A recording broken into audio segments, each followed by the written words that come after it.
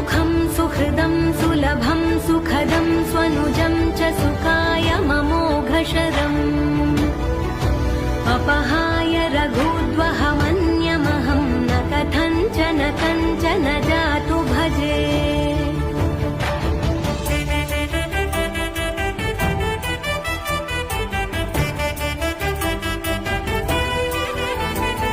विना वेङ्कटेशं ननाथो ननाथः सदा वेङ्कटेशं स्मरामि स्मरामि।